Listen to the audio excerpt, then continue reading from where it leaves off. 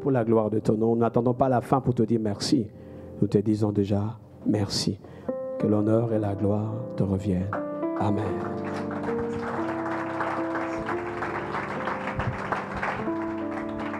Bonjour à tout le monde. Bonjour à vous qui nous suivez en présentiel et à vous autres qui nous suivez virtuellement. J'ai appris du pasteur Atoms qui a les secrets des tournures, qui disait que le virtuel ne tue pas les spirituels. Ayant l'assurance qu'au travers de ces moyens, plusieurs que nous ne pouvons pas voir peuvent aussi être atteints. J'avais été tenté d'accueillir certaines personnes que je vois, mais bon, les protocoles obligent, je laisserai le pasteur de la maison les accueillir.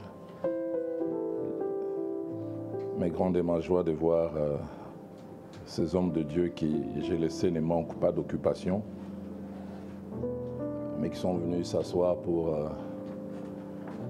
entendre des choses qu'ils connaissent,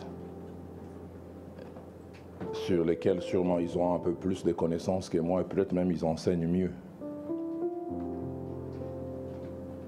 Que Dieu soit béni. Jésus-Christ et la guérison de cœur brisé. Tel est le thème que Dieu a placé dans notre cœur et que nous avons commencé à aborder depuis hier.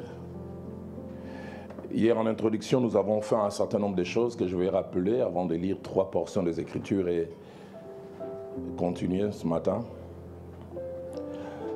Parmi les 2 choses que nous avons eu à faire hier, nous avons parlé de la place et de l'importance de la guérison de cœur brisé dans le ministère de Jésus-Christ. Souvenez-vous, nous avons lu Luc au chapitre 4, verset 16 au verset 21, quand Christ commence son ministère à Capernaum, à la synagogue. Il va ouvrir cette portion des Écritures au fait qu'il mentionne Ésaïe 61 du 1er au 4e verset, où il déclare que l'Esprit du Seigneur est sur moi, il m'a oint, et il commence à dire le pourquoi il avait été oint. Et nous en avons fait part hier en disant que l'ordre de choses pour lesquelles Christ était oint n'était pas un ordre hasardeux ou fortuit. Et parmi les choses pour lesquelles il avait été oint, premièrement, il parle de l'annonce du message du salut pour proclamer une bonne nouvelle aux pauvres. Mais étrange, directement après, il déclare qu'il avait été oint pour guérir ceux qui ont le cœur brisé. Et nous en avons parlé hier en disant Christ avait conscience comment l'état d'un cœur peut influencer une vie. C'est pourquoi il dit après les saluts, j'aimerais m'occuper de l'âme. Selon que nous en avons parlé, Proverbe 4, verset 23, dit « Garde ton cœur plus que toute autre chose, car de lui viennent les sources de la vie. » Nous avons essayé de définir le terme « guérir », en disant que s'il y a guérison, c'est qu'il y a eu maladie avant, et qui dit maladie dit dysfonctionnement. Nous avons essayé de définir le terme « cœur » en disant que ce n'était pas ces muscles géants qui pompaient le sang dans tout notre corps, mais c'est des l'âme qu'il s'agit. Et la Bible, et surtout dans l'Ancien Testament, des fois il y a un parallélisme entre le cœur et l'âme. Et puis nous sommes restés longtemps sur les termes utilisés par Christ. Nous avons dit que les mots qui étaient utilisés en grec étaient un mot fort. Il a dit le cœur brisé. Une autre traduction parle de froissé. Et cela nous a amené au deuxième point. Nous avons essayé de définir c'est quoi un cœur brisé.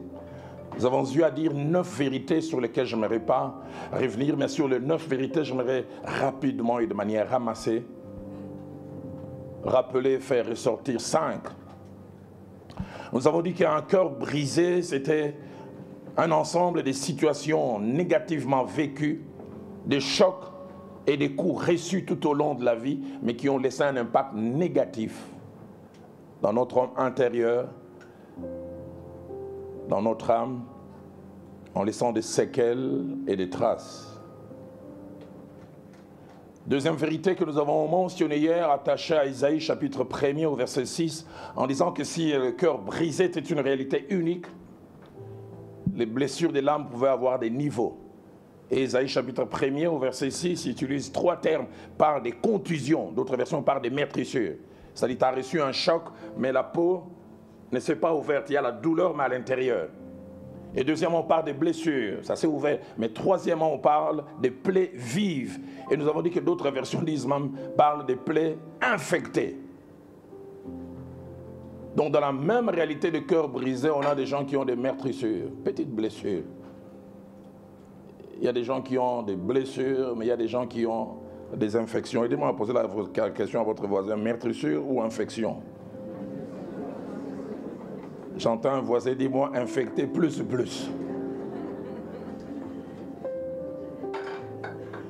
Troisième vérité que nous avons eu à mentionner hier, nous avons dit que les blessures des l'âme ou un cœur brisé pouvaient avoir des conséquences inimaginables. Nous avons dit que ça affectait notre façon d'être, et souvent inconsciemment. Ça a affecté notre façon de percevoir les choses, percevoir même Dieu. Dieu ne m'aime pas.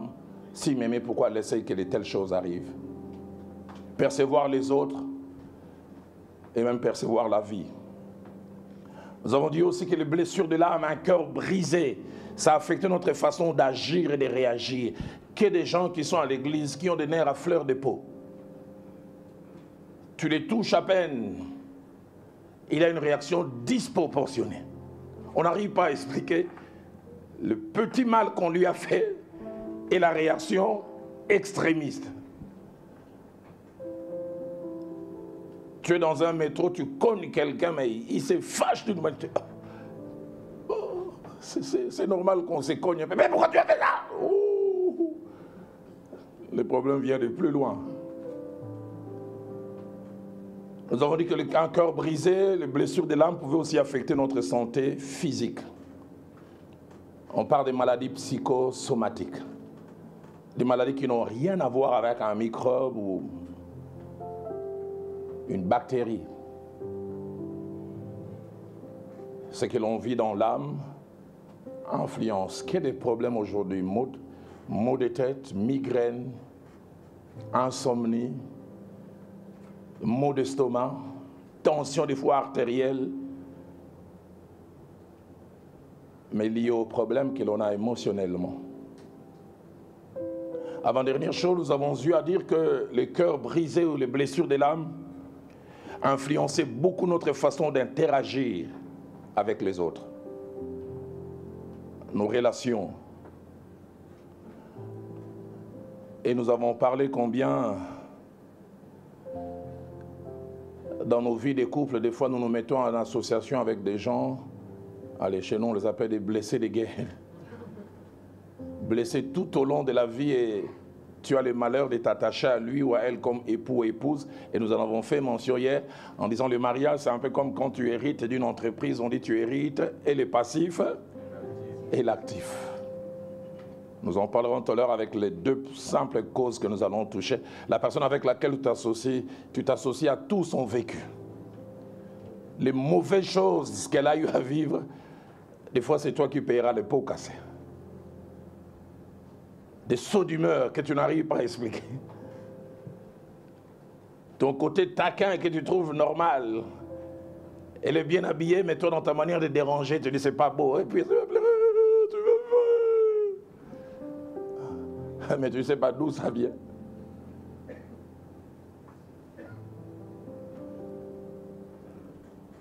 Mais nous avons dit aussi que nous ne voudrions pas entrer en détail.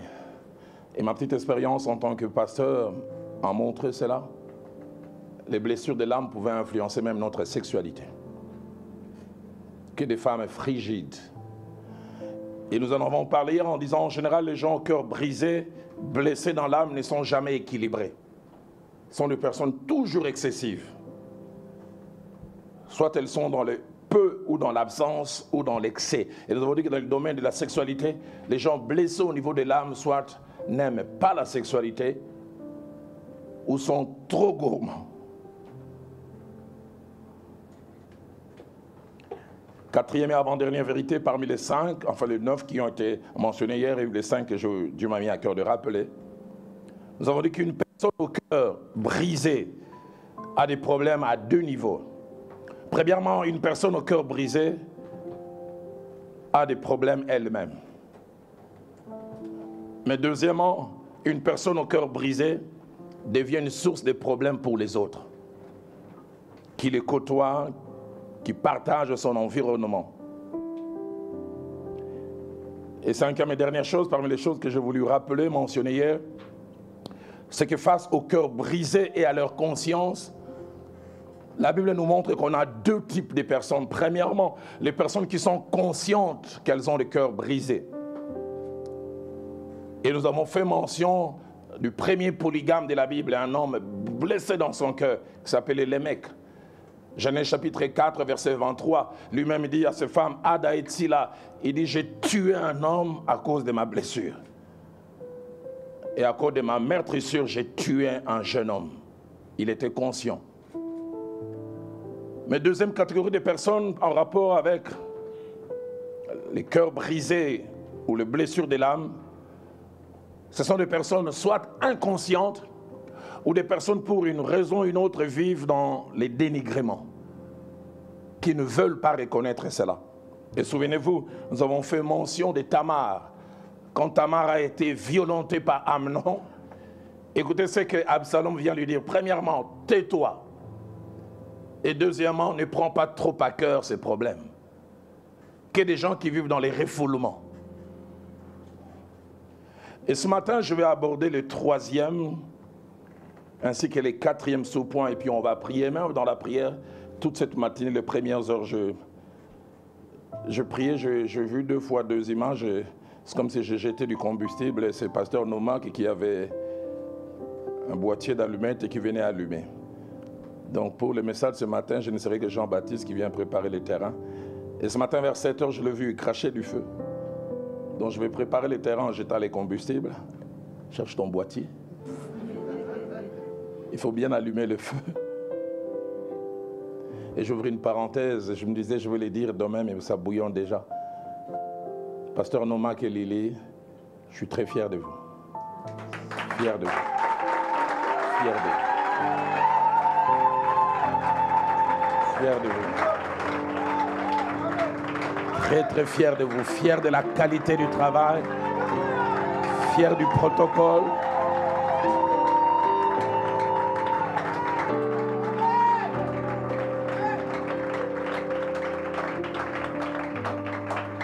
Hier en arrivant ici, en voyant cette masse, j'étais un peu comme la reine de Séba. Quand elle arrive et dit, ce qu'on m'avait dit était peu par rapport à ce que j'ai vu. Fantastique. Est-ce qu'on peut m'aider encore à honorer cet homme et cette femme?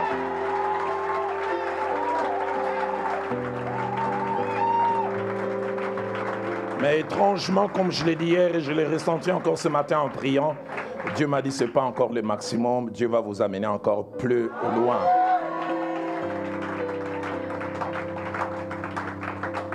Alors, troisième point, quelques causes majeures de brisement de cœur, quelques causes majeures qui font que le cœur puisse être brisé.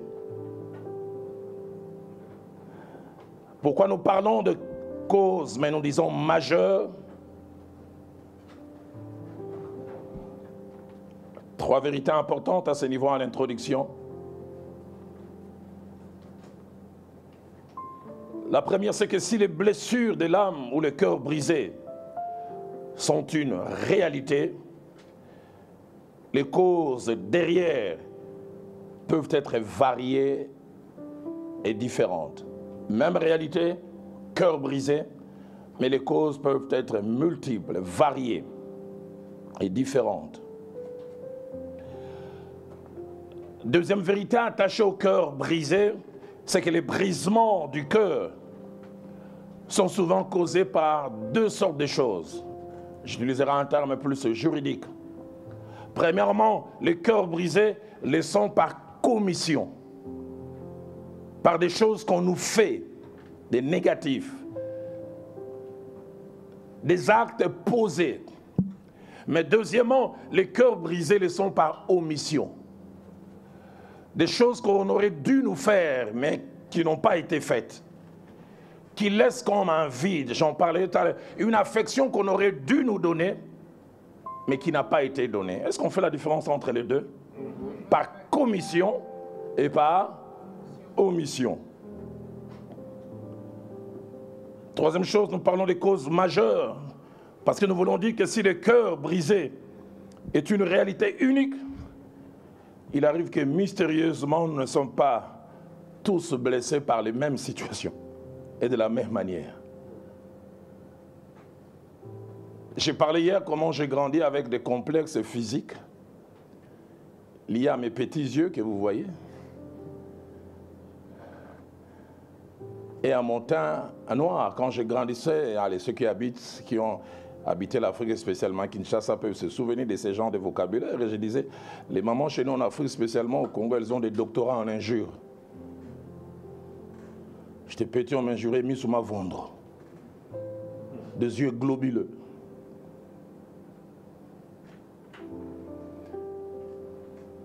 Mais pourquoi j'en parle? Parce que quand j'avais 9 ans, j'avais un cousin qui était venu de Lubumbashi.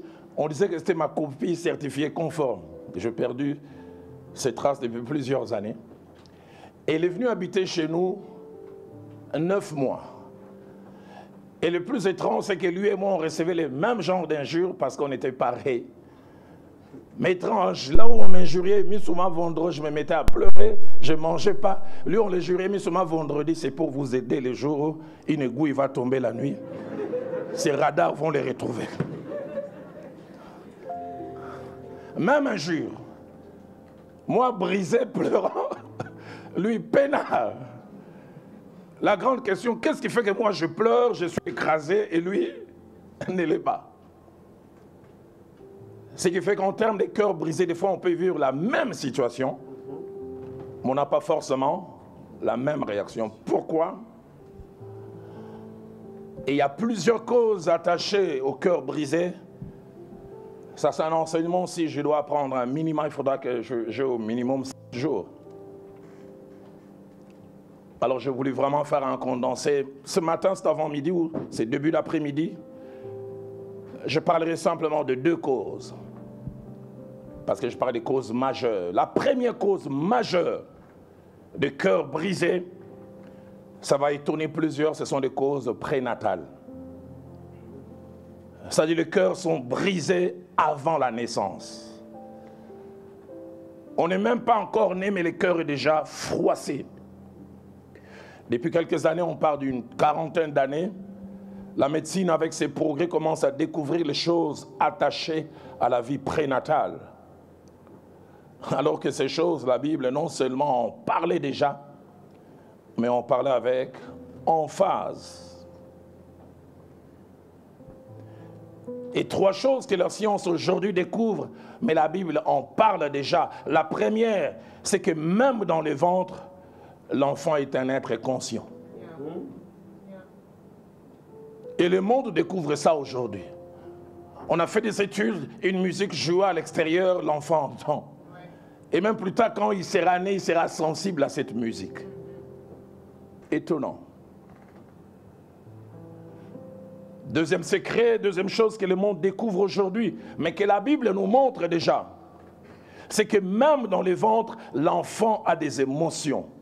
Pas souvent personnelles, mais ces émotions sont liées aux émotions de sa mère. Ce que la mère vit, expérimente, l'enfant les subit. C'est pourquoi je parlerai tout à l'heure de la grande importance de savoir bien vivre ses grossesses. Troisième chose que la science découvre aujourd'hui, mais la Bible déjà en parle, c'est que les climats dans lesquels une femme enceinte vit sa grossesse, joie, sérénité, tristesse, tension ou agitation, influencera la personnalité du futur enfant.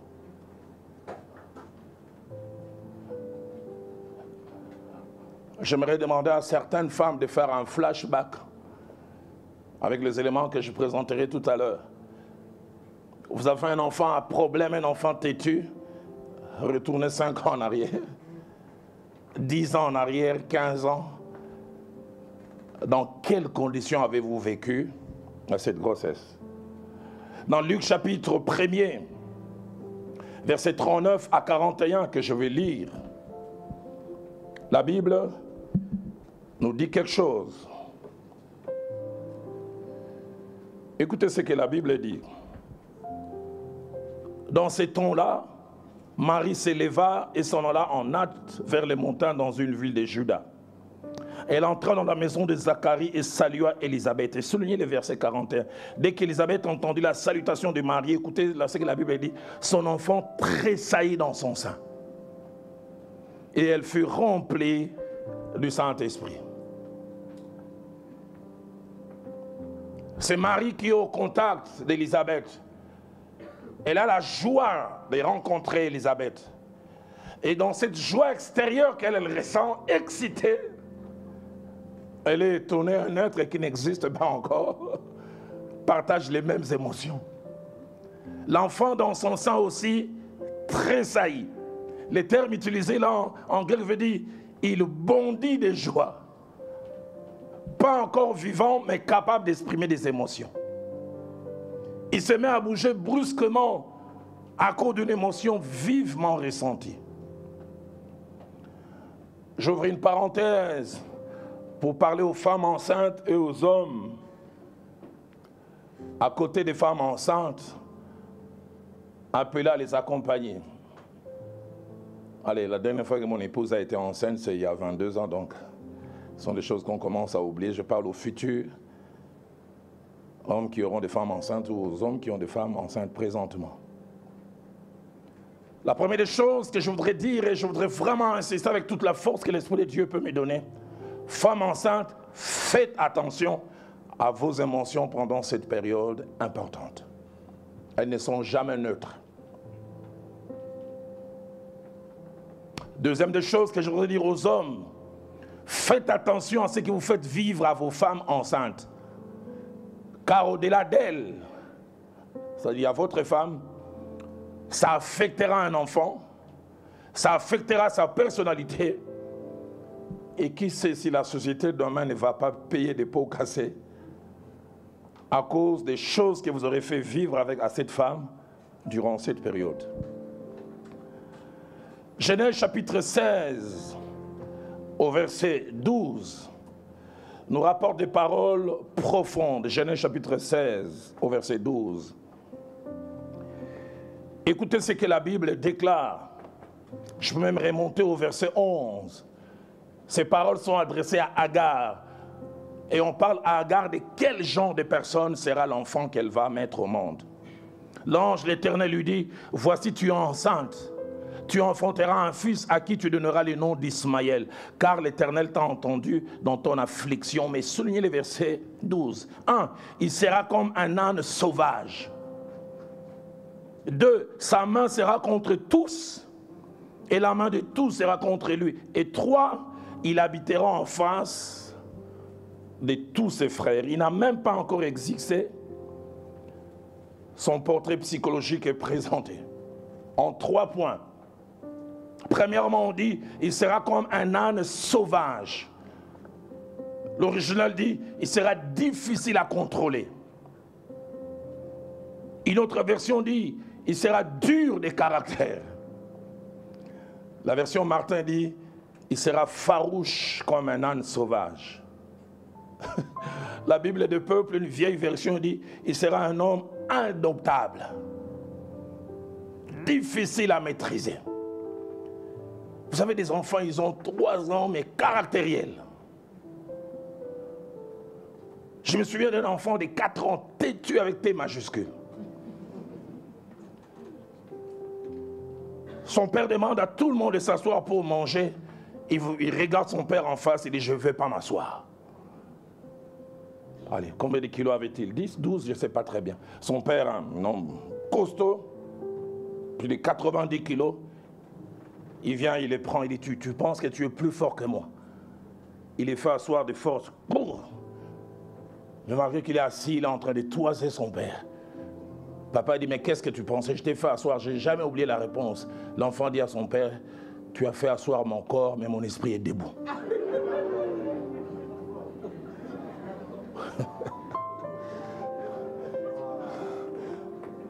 C'est ta force physique qui te donne l'impression que tu m'as fait plier.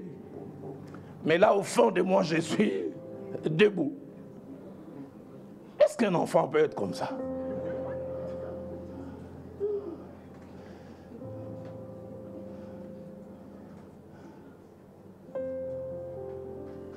Je ne vais pas faire de la politique ici du haut de cette chaise. On avait une famille, un enfant de 5 ans. Toujours disant non, bien qu'il y a un âge où les enfants aiment s'opposer.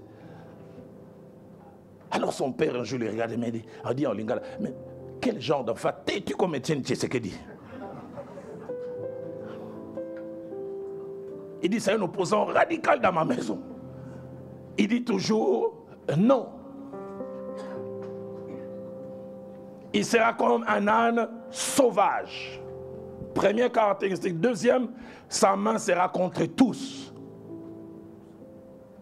Ce ne sera pas un homme bon à vivre, un battant, qui ne maintient pas les relations. Vous commencez aujourd'hui, ça se casse. Sa main sera contre tous, tendance à se battre contre tous, à faire de tout le monde son adversaire. Troisième caractéristique de cet enfant, on dit qu'il habitera en face de ses frères. Là, c'est la traduction en hébreu. Mais la vraie traduction dit qu'il sera un solitaire. Il n'aimera pas les autres.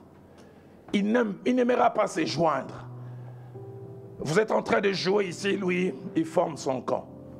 Il habitera en face de tous ses frères. La version française courant dit, il vivra seul, à l'écart de tous ses semblables. Mais cet enfant est étrange, comment il n'aime pas la compagnie? Tout le monde mange au salon, il va manger en chambre. La grande question est, d'où viennent ces choses? D'où vient cette façon d'être et de faire? Oh, la Bible elle-même donne des réponses. C'est comment sa maman a vécu la grossesse. Genèse chapitre 16, au verset 6. Sa mère Agar est devenue enceinte de l'esclave qu'elle avait. Elle a subi presque comme une promotion.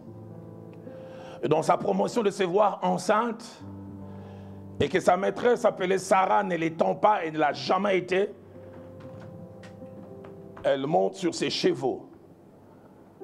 Elle commence à mépriser sa maîtresse qui veut prendre une revanche. Écoutez ce que la Bible dit.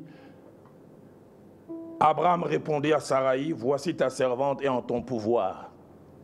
Agis à son égard comme tu le trouveras bon.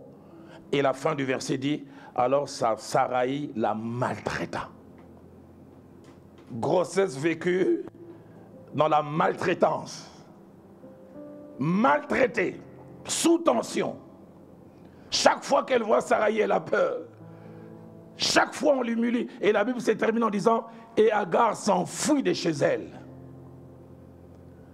Les autres vivent la grossesse en ayant un mari qui vient chaque matin poser sa tête en disant, petit, comment ça va?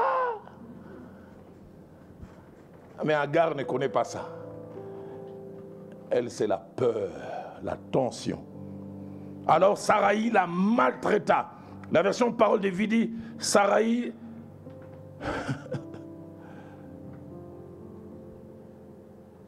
lui parla durement. La version nouvelle Bible seconde dit même, Saraï s'est mis à l'affliger. Les gens plus tard voient un enfant solitaire. Ils pensent que c'est une génération spontanée. Un enfant dur de caractère.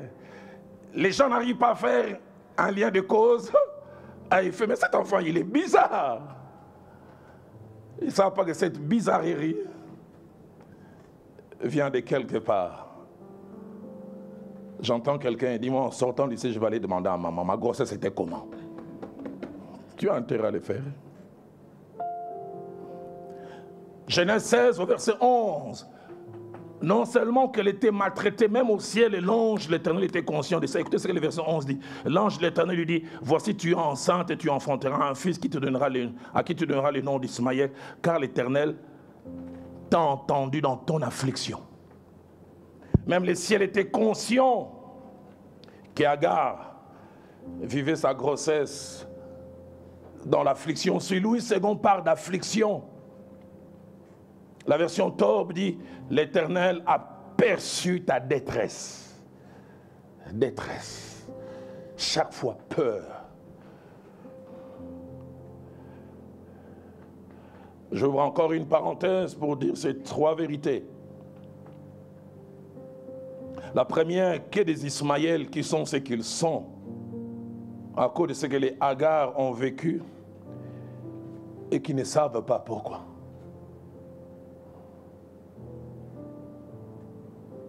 Peut-être que tu es marié à un Ismaël dont la mère a été une Hagar qui a vécu sa grossesse sous tension. Et comme je l'ai dit, à cause de cela, celui ou celle avec qui tu vis est un âne sauvage. Celui ou celle avec qui tu vis a sa main contre tous. Celui ou celle avec qui tu vis aime la solitude. J'ai une femme qui est venue se plaindre auprès de moi en disant « J'aime rigoler avec mon mari, j'aime parler. Mais mon mari, c'est un solitaire. Il aime rester en chambre. » Et je n'ai jamais oublié cette phrase que cette femme m'a dite il y a 18 ans.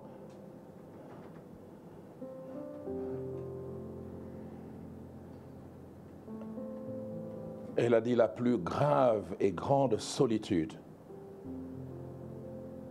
c'est le fait de se sentir seul en ayant quelqu'un à ses côtés.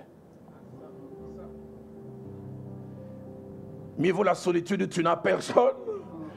Et tu dis, si j'avais quelqu'un. Mais tu as physiquement quelqu'un avec qui vous ne pouvez rien partager. Il dit, je suis avec lui au salon, je les retrouve en chambre. Il se sent mieux comme ça. Il dit, est-ce que tu me fouilles? Il dit, non, je me sens bien comme ça. J'en parlerai tout à l'heure. Des fois, vous avez tendance à les condamner. Ce sont des coupables, mais victimes.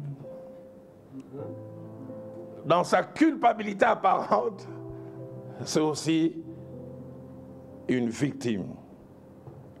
Deuxième des choses, qu'il y a des Ismaël, victimes des choses dont eux-mêmes sont inconscientes, mais sont pointés du doigt par les autres qui non seulement ne les comprennent pas, mais ne savent pas à quoi leur comportement est dû, sans savoir aussi qu'eux-mêmes aussi ne savent pas. C'est nous qui lisons, qui avons une vue panoramique, qui vont savoir, oh, ça vient de là. Est-ce qu'Ismaël lui-même savait? Peut-être non. Troisième chose, que c'est dur d'être l'époux ou l'épouse d'un Ismaël qui ne sait pas pourquoi il est ou elle est comme ça, mais à qui l'on exige la normalité. Il arrive des fois, nous exigeons, si c'est comme ça, on va divorcer. Tu ne me fais jamais des compliments, demande-lui d'où tu viens.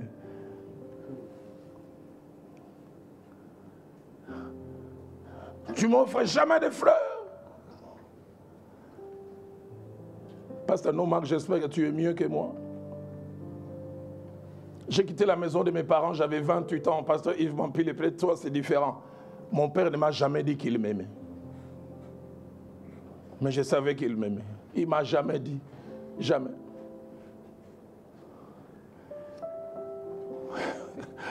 Août 2010, ma fille aînée va étudier en Amérique du Nord. 3 mois après, je vais la visiter. Je revois encore, j'ai fait plus de 800 km entre Chicago et la ville où était à Saint-Louis. J'arrive dans son campus vers 19h. Elle m'accueille avec joie. Mais 5 minutes après, sa joie s'échange à tristesse. Je dis, Younis, qu'est-ce qu'il y a?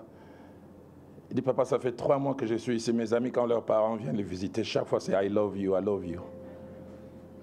Et toi, tu ne m'as jamais dit I love you. J'ai eu des Younis, je te love. Mais ça est difficile à sortir. Moi-même, on ne m'a jamais dit I love you.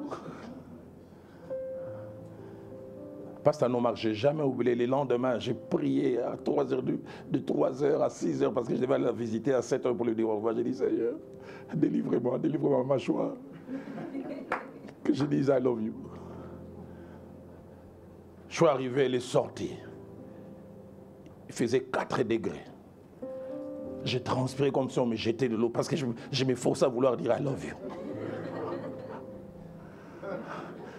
Pour que ça sorte difficile. Parce qu'on ne peut donner que ce que. qu'est-ce que Viviane, mon épouse, a eu à souffrir? On s'est fiancés 7 mois après. La première fois, il s'habille en pagne. Il n'a jamais été en pagne. Elle-même, elle dirait après, elle rentre dans la parcelle de la bande, tout le monde lui fait des compliments. Waouh, waouh, waouh. Elle disait, ça, c'est rien. Les meilleurs compliments vont venir des Roland. Mais elle ne savait pas qu'elle avait affaire à un blessé de guerre. Multiples blessés. J'arrive, je lui fais la bise et puis je commence à causer. Et je vois simplement son visage s'effondre. Je lui dis, viens, il y a un problème. Il dit, non, pas un problème grave. Je lui dis, qu'est-ce qu'il y a? Roland, tu m'as déjà vu en panne? Je dis, jamais. C'est la première fois, je dis oui. Comment tu as trouvé? Je dis, oui, c'est beau. Mais pourquoi tu ne l'as pas dit? Oh. Et je dois avouer, quand j'avais vu, c'est monté, je voulais le dire, mais... C'est pour cela que je dis, des fois, vous nous en voulez, nous-mêmes, on est des victimes. Ah, si c'est comme ça, je vais quitter. Hein, j'ai quand même des cœurs, des émotions. Hein? Tu sais pas ce que ça fait quand d'autres hommes me font des compliments. J'aurais bien voulu. J'aurais bien voulu. J'aurais bien voulu.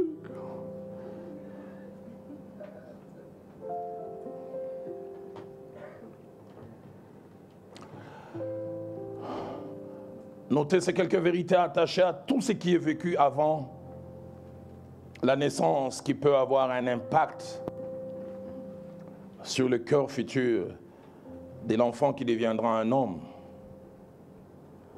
Premièrement, les enfants fruits d'un viol, sans un miracle de Dieu, sont des enfants à problème. Une femme qui porte une grossesse qu'elle n'a pas voulu, qu'elle est obligée. J'ai vu à Goma une jeune femme violée par des militaires. J'habitais la parcelle voisine et elle injuriait son enfant avant qu'il ne naisse. Bâtard! C'est seulement les convictions chrétiennes des parents qui font que je te garde. Dès que je t'ai montré au monde, je t'ai jetté. J'ai essayé d'imaginer ces genres d'enfants quand il va naître demain. Et il sera comment? Deuxième sorte d'enfants, ce sont des enfants dont la conception vient après une nouvelle maternité. On a un bébé de 3-4 ans, on a mal géré les naissances désirables, et puis subitement, une grossesse arrive. Et des fois, la plupart des femmes, dans le subconscient, ont difficile à accepter cette grossesse. J'ai entendu une femme à la chaîne de prière et dit, Seigneur, j'ai déjà 4 enfants, s'il te plaît, toi tu es capable de tout. Élimine cette grossesse. J'en veux pas. Parce que les grossesses se suivent. Et j'en parlerai avant de conclure. Cet enfant qui n'est pas encore né, mais qui se sent déjà non accepté. Rejeté. On ne veut pas de lui. Indésirable. On a l'impression que c'est juste des émotions, mais on ne sait pas ce que ça va faire. Tout à l'heure, pasteur Noma, quand tu prieras pour les femmes enceintes qui sont ici. Que Dieu vous aide à vivre cette période importante de la sérénité, parce que votre vécu va influencer un enfant et qui sait une société. Troisième sorte d'enfants qui finissent par devenir des enfants à problème.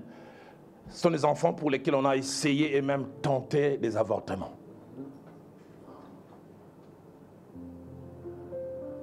Ah non, cette grossesse, je ne peux pas la porter. Je vais prendre 15 comprimés de quinine.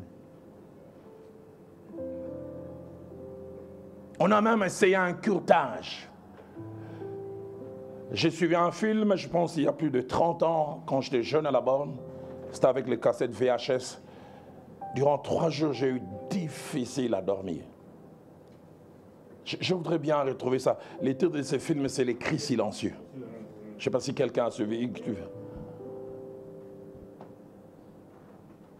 Et on montre comment quand on fait un curtage, comment on fait rentrer ces pinceaux et on cherche l'enfant pour le tuer, on casse le pied.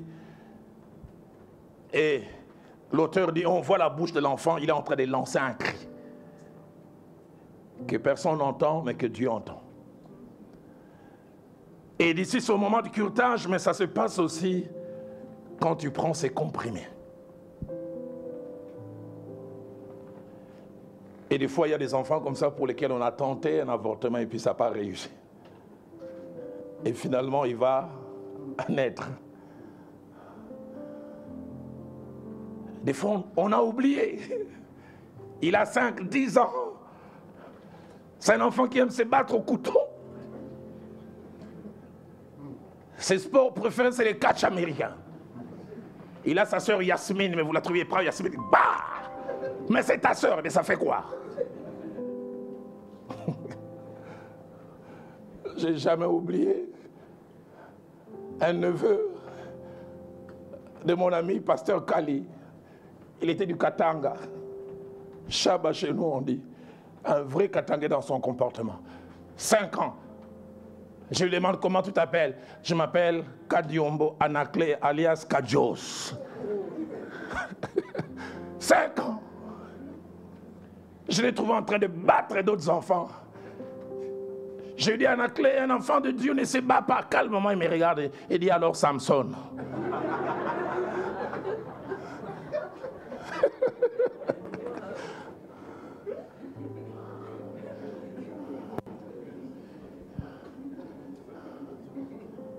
Mais plus tard aussi, quand j'ai appris son histoire, c'est le même genre de récit.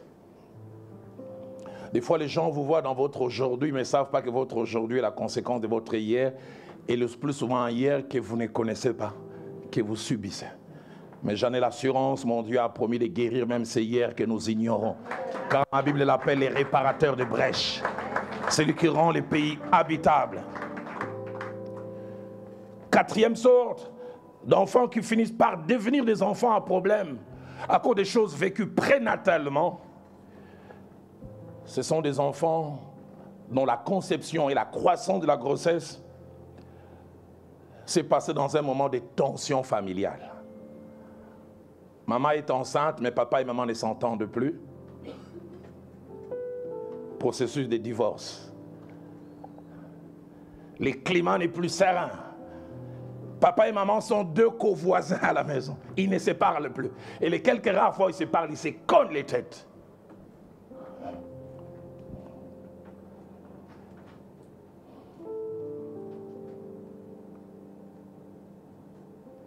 Que Dieu nous aide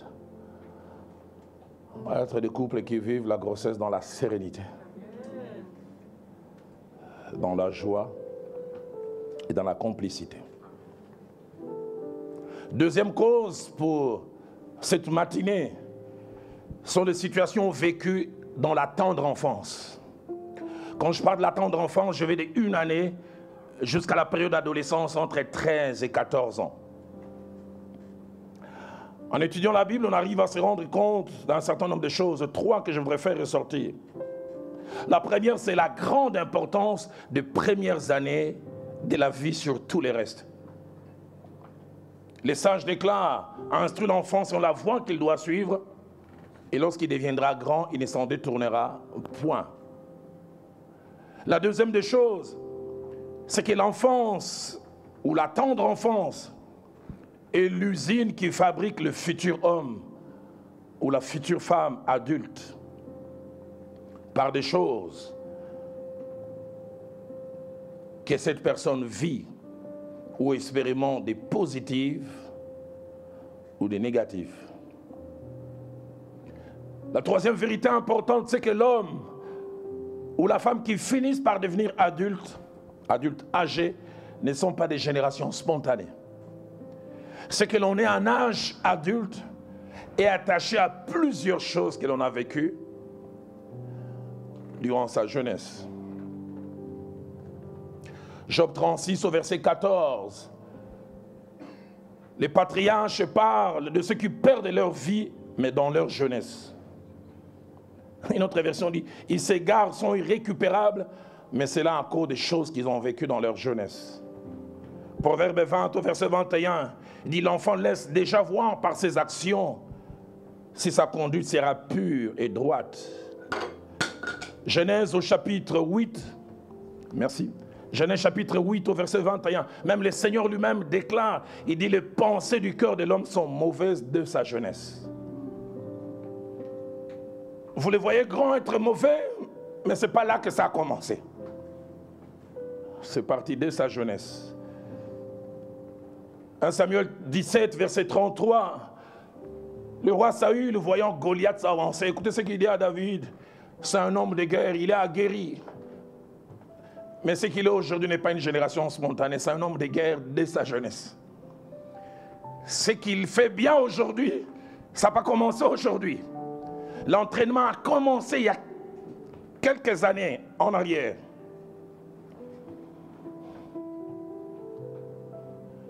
Dans Psaume 88 au verset 16, le psalmiste dit « Je suis malheureux, moribond, mais dès ma jeunesse. » La version Nouvelle Bible Seconde dit « Je suis malheureux et sans force depuis ma jeunesse. » Une autre version dynamique, la version NIV, la version anglaise, dit « Je suis aujourd'hui misérable et sans vigueur, mais cela ne date pas d'aujourd'hui, c'est depuis ma jeunesse. » Jérémie 31, verset 19, les prophètes déclarent « Je suis honteux et confus, car je porte l'opprobre de ma jeunesse. » La confusion, elle est aujourd'hui,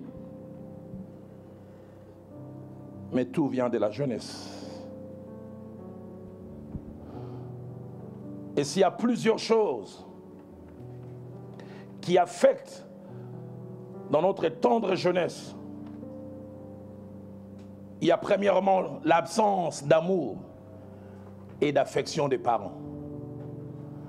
L'absence d'amour et d'affection des parents. Nous n'avons aucune idée de ce que l'amour parental venant des papas et des mamans représente aux yeux des enfants. Dans la pensée de Dieu, il y a trois choses importantes attachées à la relation enfant-parent. Première des choses, c'est que les enfants ont besoin de quelqu'un qui les réclame comme leur appartenant. Et qui sont comme une partie d'eux-mêmes. Savez-vous que le mot père en hébreu veut dire source, d'où je viens. Et l'enfant a besoin de quelqu'un qui soit sa source, qui les réclame.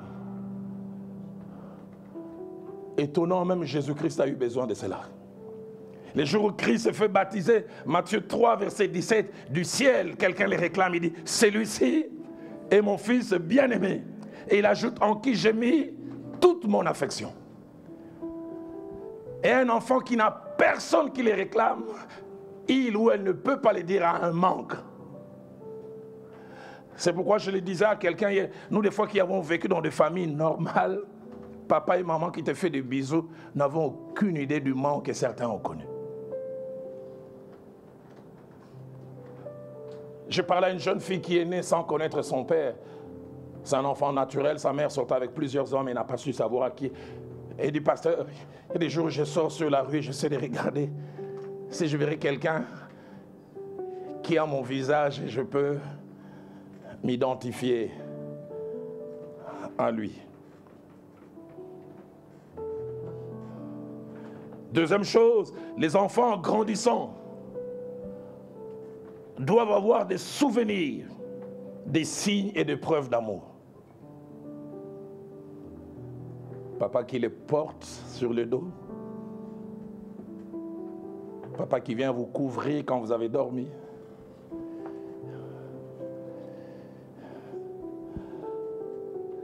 Dans Proverbe 4, verset 3, il avait grandi, mais écoutez ce que le sage dit. J'étais un fils pour mon père, un fils tendre et unique auprès de ma mère. Merci.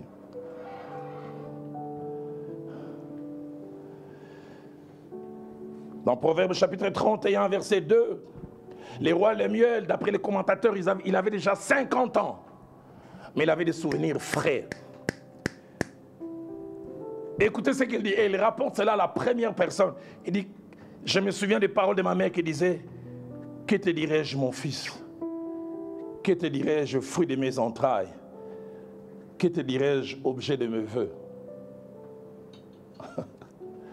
J'ai mes 2 filles aînées qui sont mariées. L'aînée va à sa 29e année, la seconde va à sa 27e année. Il y a 2 ans, j'ai discuté avec elle et j'étais étonné. Elles me disent leur meilleur moment, c'est... Elles se souviennent quand j'ai rentré les soirs et je les amenais acheter du beignet au coin. Des gestes banals pour moi. Elles se souviennent combien chaque dimanche, après la prédication, malgré la fatigue, je prenais mon véhicule rouge. J'allais jusqu'au centre-ville, on achetait la glace. Et j'ai marché avec au parc. De petites choses bénignes, mais qui ont compté. Elles se souviennent combien 3 fois la semaine on avait rendez-vous. J'achetais des brochettes. Et on en mangeait avec la chikwang, avec du pili en poudre. Elles se souviennent, elles parlent de ça. Elles se souviennent chaque samedi quand j'avais une réunion avec Yves et les autres, l'école des samedis, quand les autres partaient, malgré mon côté masculin, je faisais des jeux avec. Wa, wa, shisha, shisha, wa, wakapende.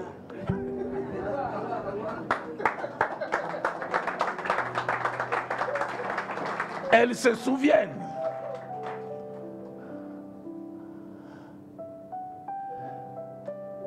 J'ai jamais oublié ça que quelqu'un m'a rappelé. Un papa adjoint, ça n'existe pas. Un papa suppléant, ça n'existe pas. Et les enfants ont besoin de se souvenir. C'est pour ça des fois j'aime parler de moi-même. Je suis né en 64, en République démocratique du Congo, pas à Kinshasa, dans un petit village appelé Wemboniama. Je suis venu à Kinshasa à l'âge d'1 année et demie. À l'époque, nous qui sommes nés au village et qui sont venus à Kinshasa, on nous appelait ceux qui sont venus. J'aime le dire en lingala, Baouta. On a même commencé à nous appeler les épaules. Mapeka. Non, Marc, tu te souviens de ces vocabulaires? Toi, tu es né avant-hier. Il faut demander au pasteur Philippe.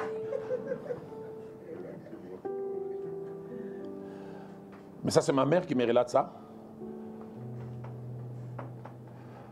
Ma mère avait eu ma grande sœur en 62. Fin 63, mi-63, aux alentours de juillet-août. Mon père a laissé ma mère enceinte de 2 mois et demi. Et il est allé à Kinshasa chercher du travail. Je suis né, mon père n'était pas là. Jusqu'à 1 année et demie, papa n'a jamais été là. Il était à Kinshasa. Il n'y avait pas de communication comme aujourd'hui. Aujourd'hui, c'est Facebook, FaceTime, c'est quoi encore? Allez, Yannick parle à papa. Nous, ça n'existait pas. Ma mère me relate les relations difficiles que j'ai eues avec mon père. Je suis né en mars 64. Et en décembre 65, 1 mois après que Mobutu ait eu le pouvoir, ma mère et moi et ma grande sœur, nous avons rejoint mon père. Elle a dit, Roland, on a passé 4 années difficiles. Pour toi, papa était un étranger. Parce que durant 1 année et demie, il n'était pas là. Et maman me relate cette scène, elle pensait que j'avais oublié, moi-même je m'en souviens. 69. Nous habitions Bandal sur Nzobé 42, pas très loin de quelqu'un qui est ici. Je revois encore ces jours où j'avais beaucoup mangé. C'était des maisons en étage et les toilettes étaient dehors. Pour sortir des toilettes, il faut prendre l'escalier. Et vers 4h, 4h30, mon ventre a commencé à tourner. Et je prends les escaliers, j'essaie d'ouvrir, ça ne s'ouvrait pas, j'essaie d'ouvrir. Et par la force de la nature, ce qui devait attendre les toilettes est sorti. Ma mère me dira plus tard, Roland, c'était une grande quantité. Je pense proportionnelle à toute la bouffe de la veille. Et j'oublie jamais, je revois encore cette scène. Même si aujourd'hui j'ai 58 ans, j'oublie jamais cette scène. J'entends les pas de mon père et j'ai commencé à trembler, j'ai encore fait pipi. J'oublie jamais, mon père arrive et avec ses mains, il nettoie. Il était silencieux. Il va, il me nettoie. J'ai jamais oublié. Ma mère me l'a dit ça, ces jours-là, mon père a pleuré. J'ai regardé papa dans les yeux, je dis, tu es vraiment mon père, hein? Maman avait entendu ça, elle a pleuré, elle a dit, c'est ces jours-là que ma vraie paternité est née. Non pas à cause des paroles, mais à cause des actes. Maman a dit, il n'a jamais compris un enfant de 5 ans qui peut dire, donc tu es vraiment mon père. Elle a dit, c'est la première fois où je suis tombé dans les bras de cet homme et je l'ai serré. Et les enfants ont besoin de choses comme ça. Troisième chose, les enfants ont besoin de sentir qu'ils comptent aux yeux de quelqu'un et aussi ils ont quelqu'un pour qui ils comptent. J'ai grandi dans une famille pauvre. J'ai souvent dit que je n'ai pas eu besoin du dictionnaire pour connaître la signification de la pauvreté. Mon père a toujours été un enseignant d'école primaire. C'est plus tard, quand je commençais à avoir des enfants, que j'allais voir mon père un jour. Je dis, mais papa, comment tu faisais à l'époque? Rémi et moi, on étudiait au collège Boboto. Ma grande sœur Yamarijane et Dieudonné étudiaient à l'Athénée de la Gombe. Tu avais quel salaire? L'équivalent de combien? Il dit, mon salaire, toutes ces années, ça n'a jamais dépassé $300. Et je l'ai minéral à l'époque, c'était vrai, ce n'était pas les dollars, c'était combien? Aux alentours de 100, 120. Je dis, comment tu faisais? Il a baissé la tête. Il a dit, j'étais obligé de faire les répétiteurs à 4 endroits pour avoir suffisamment pour vous payer. Mais il y a une scène qui me marque à vie. J'avais 10 ans, j'étudiais à l'Athénée de Kalina. J'ai suivi la conversation de mon père et de ma mère. J'ai entendu papa dire à maman, mon père s'appelle Henri, il a 84 ans aujourd'hui, ma mère s'appelle Cécile, 80 ans. Elle a dit, Cécile, tous les 3 mois qui viennent, j'irai à pied au travail pour que Roland et Rémi puissent avoir un abonnement scolaire. J'ai entendu ça. J'oublie jamais ce jour, j'étais dans un bus scolaire. Et à l'époque, il y avait une société qui allait de la ligne 1 à la ligne 10. Et ceux qui faisaient le pied, on disait qu'ils faisaient la ligne 11. Et papa marchait à pied, les amis dans le bus scolaire se moquaient. Dit, Roland, on a vu ton père faisant la ligne 11. Mais moi, je savais. Il faisait la ligne 11 parce qu'il voulait me faciliter. Et ça, les enfants veulent sentir cela.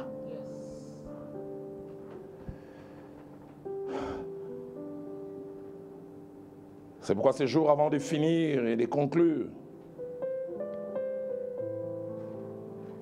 je voudrais dire que l'absence d'amour et des preuves d'amour, c'est pour ça que je parlais de blessures par omission et par commission,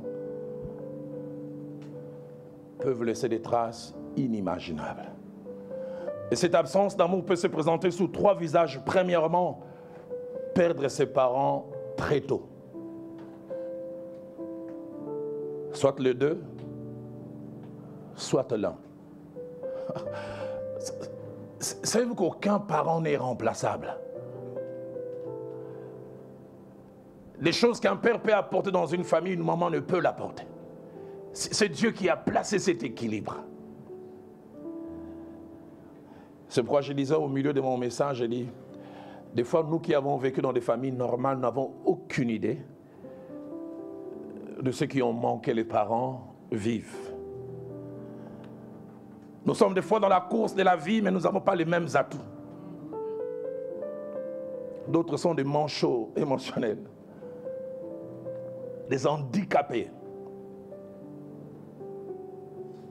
Mais deuxième sorte de parents qui auraient dû donner l'amour et qui ne sont pas, c'est avoir des parents qui existent mais qui vous ignorent. Et surtout dans des familles polygamiques. J'oublie jamais, Philadelphie commence en 2008. En 2010, pasteur Nomak, une jeune fille vient me voir en pleurant. Un enfant naturel, brillante. Dans une institution où on apprend la coupe et couture. Comment on appelle ça chez nous? ISAM, voilà.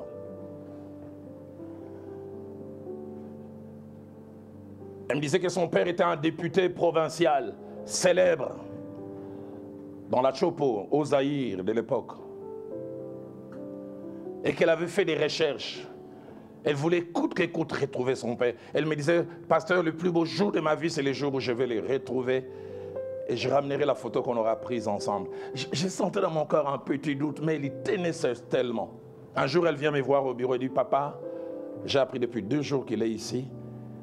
Et par son protocole, j'ai pris rendez-vous. Elle est venue prier avec moi au bureau. J'ai senti dans mon cœur, arrête là, j'ai voulu l'arrêter. Elle dit, non, je suis trop proche de mon but, que je ne peux m'arrêter. Après, j'ai regretté, j'aurais dû l'arrêter. 4 heures après, elle est revenue avec 60 comprimés de quinine. Elle dit, papa, je dois me suicider. Je demande, qu'est-ce qui s'est passé? Je suis rentré, dès que je suis rentré dans ce bureau, j'ai vu cet homme et j'ai dit, ça c'est ma photocopie certifiée conforme. C'est moi un homme. Et il dit, cet homme aussi. Et puis je lui ai dit, je suis tel, fille de tel, avec qui tu as eu un enfant il y a tel nombre d'années. Et de cet homme est resté, elle a dit 3 choses. La première, à mes yeux, tu n'existes pas. 2, retourne chez ta mère, c'est elle qui t'a voulu. Je lui avais dit d'avorter.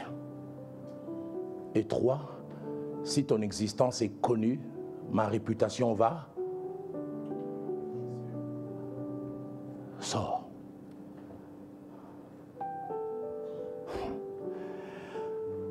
J'ai jamais oublié, j'ai jamais autant pleuré. J'ai pleuré avec cette jeune fille. 3e et dernière chose, il y a un passé que j'ai mentionné, qui peut faire que ce que l'on vit durant la tendre enfance nous fasse du mal, c'est être rejeté par ses parents et sa famille. J'ai apporté une série d'enseignements dans notre église à Lemba. Le thème était l'impact de la famille dans la destinée. J'ai enseigné durant 5 jours. Et durant 7 jours, j'ai eu des entretiens. Je commençais à 6 heures, je finissais à 22 heures. J'ai rentré, je pleurais, je pleurais, je pleurais.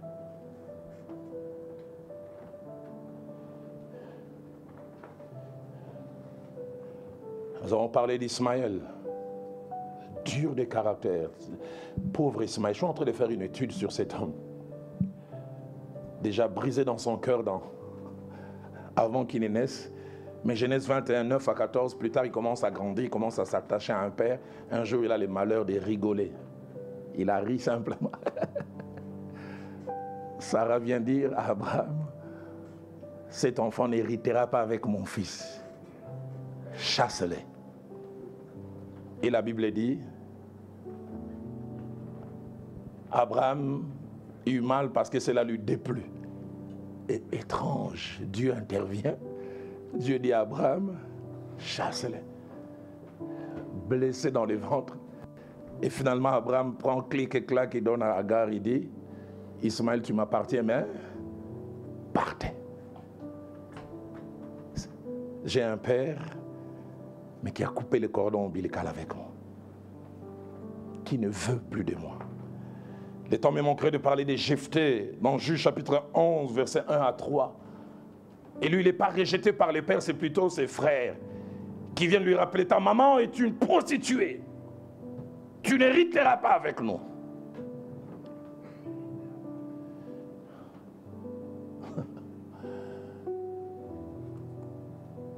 Un jeune homme d'une famille polygame, il dit, et ils sont nés de la 3e femme, mais ils avaient 4 frères du premier lit. Il dit qu'on se retrouve dans des réunions de famille, les autres représentés, il dit, en citant leur nom de famille que je ne vais pas rappeler ici, nous sommes les vrais tels. Ça dit les autres sont des faux. C'est comme si on dit les vrais Dalo.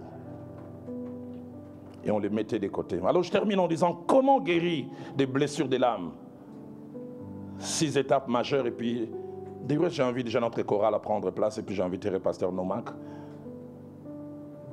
à nous conduire. Première étape, premier pas important pour être guéri de blessures de l'âme, c'est être conscient qu'on est blessé. Être conscient, ne plus vivre dans les dénis. Deuxièmement, être conscient qu'on ne peut se guérir soi-même. J'aime quand les psalmistes disent « Amène-moi vers les rochers que je ne puis atteindre par moi-même. » Je ne peux me guérir par moi-même. J'ai parlé hier des placebos, des faux traitements que le monde nous propose. Troisième des choses, avoir conscience que Christ, que nous avons décrit comme la bombe de Galade, est la seule et la vraie panacée pour la guérison. Quatrième chose pour être guéri, c'est avoir conscience du plus que l'on a quand on est guéri, plus pour soi-même et plus pour les autres, mais du moins que l'on a quand on n'est pas guéri. Moins pour soi-même et moins aussi pour les autres. Cinquième chose à faire pour guérir, c'est crier vers Christ, qui seul est capable. Et ce matin, quand j'ai préparé cet enseignement, Dieu me disait, plusieurs doivent, comme Bartimée, crier au secours. Ce que j'aime avec Bartimée, la Bible, on les faisait taire, mais crier encore plus fort. Quelqu'un, en ces débuts d'après-midi, doit dire, Seigneur, j'aimerais que tu remettes les compteurs à zéro, que ce jour soit le premier jour de tout le reste de ma vie. Que ça puisse augurer et inaugurer une nouvelle ère. Et que quelqu'un puisse crier, trop c'est trop. Il est temps que les choses changent.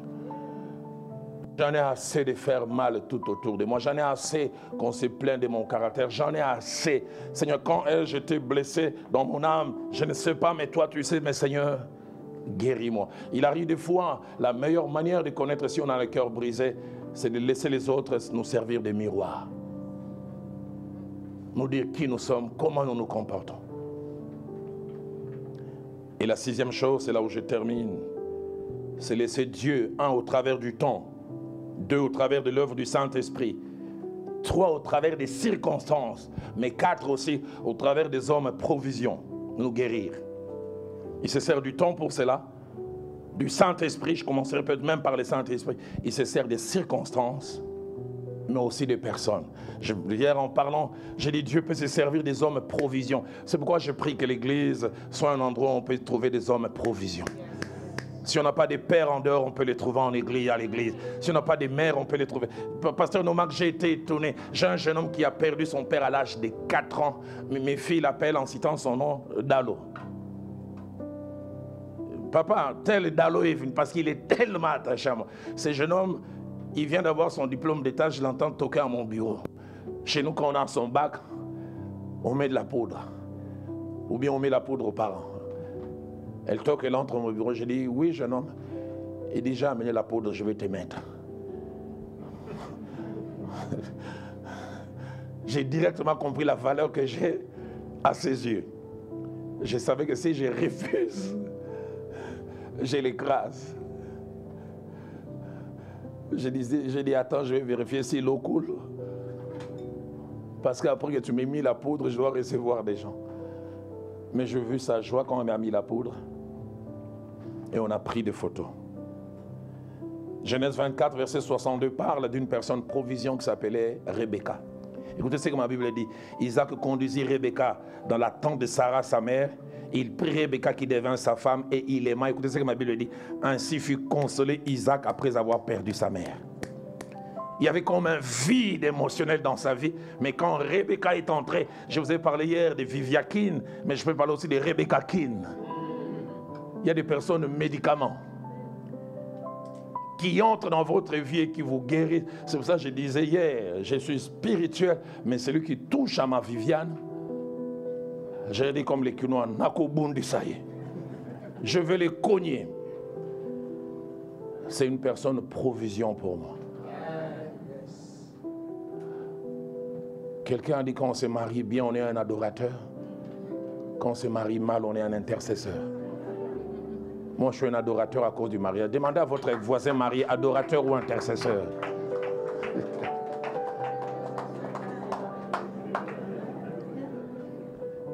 On a aussi Elsakine. Mais Dieu peut aussi nous guérir par des circonstances. Genèse 41, verset 51, quand il a son premier fils, malgré qu'il avait les blessures dans l'âme des vides, écoutez ce que Joseph fit. Joseph donna à son fils le premier-né le nom de Manassé, car, dit-il, Dieu m'a fait oublier ma peine.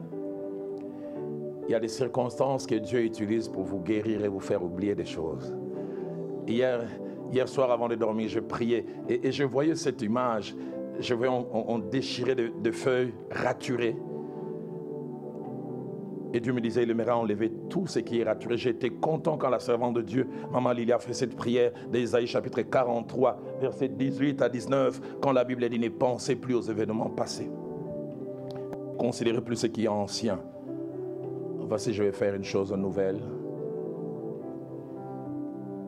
qui est sur le point d'arriver. Alors que c'est merveilleux cantique qui est entonné, je voudrais durant les 5 premières minutes avant d'inviter l'homme de Dieu, prendre la position qui te semble la meilleure.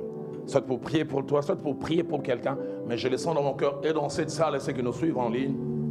La gloire de Dieu est réelle. Je crie à toi.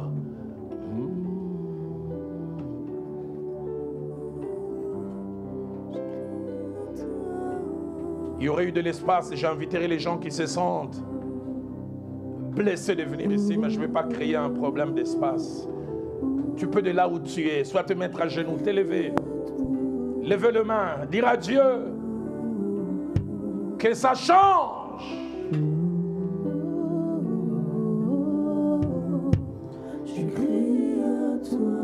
Comme Ismaël, je suis un âne sauvage. Comme Ismaël, j'aime la solitude. Les gens ne savent pas, moi-même je ne savais pas, mais je me rends compte, c'est à cause des choses attachées à ce que maman Agar a vécu. Et je le sens, il y a des femmes qui ont des enfants difficiles, qui à lui de ces messages commencent à comprendre. Élève tes mains, dis Seigneur, je réalise et je comprends comment cet enfant se comporte ainsi, parce que je vois comment j'ai vécu cette grossesse. Mais le Dieu qui est capable de retourner dans le passé, corriger les choses du passé et amener les effets dans le présent est ici. Je crie à toi. L'affection maternelle, paternelle que vous auriez dû recevoir, vous ne l'avez pas reçue comme Ismaël. Vous avez été détaché de votre source. Personne ne vous a réclamé. Vous avez grandi avec un déficit. Oh!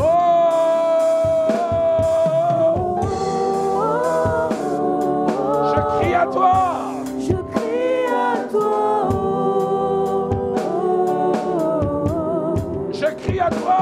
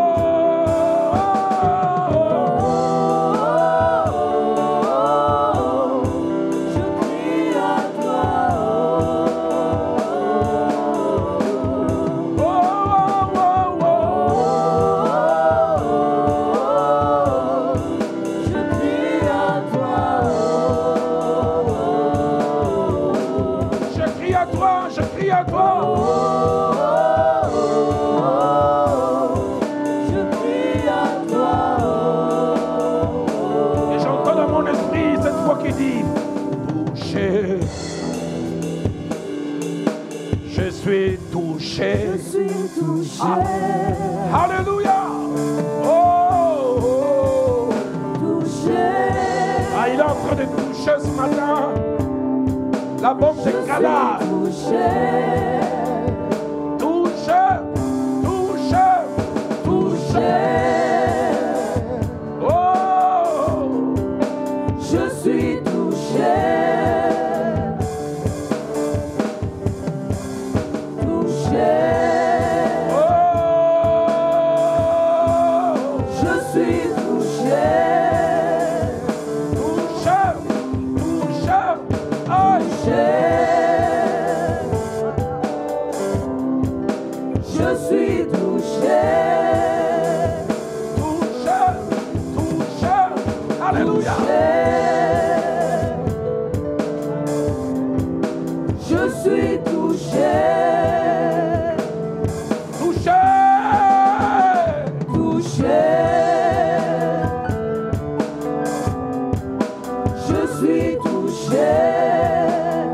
pas l'expliquer, je vois le chiffre 5.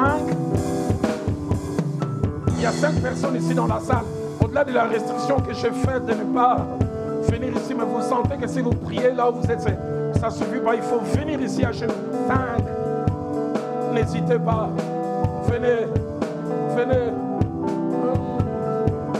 Touchez. Touchez. Oh. Je suis touché.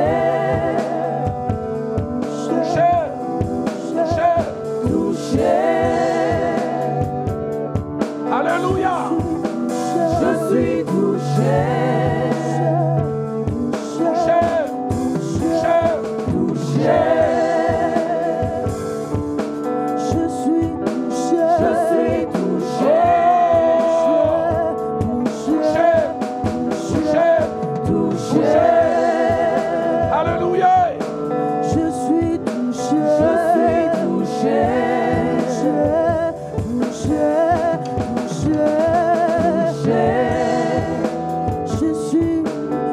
Tu le sens.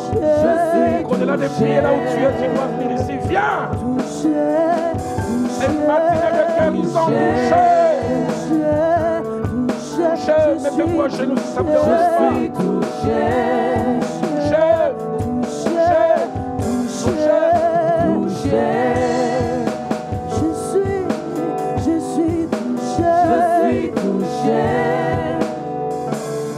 C'est tellement clair, j'entends dans mon esprit. La pluie de guérison est là. La pluie de guérison est là. Je n'ai pas peur. Je n'ai pas peur. La pluie de guérison descend. Alléluia. La pluie de guérison descend. Je n'ai pas peur. Je n'ai pas peur. Je n'ai pas peur. La pluie de guérison. La pluie de guérison descend. La pluie de guérison descend. Oh. Je n'ai pas peur. Je n'ai pas peur. Je n'ai pas peur. La pluie de guérison. La pluie de guérison descend. La pluie de guérison descend. Oh. Je n'ai pas peur. Je n'ai pas peur. Je n'ai pas peur. La pluie de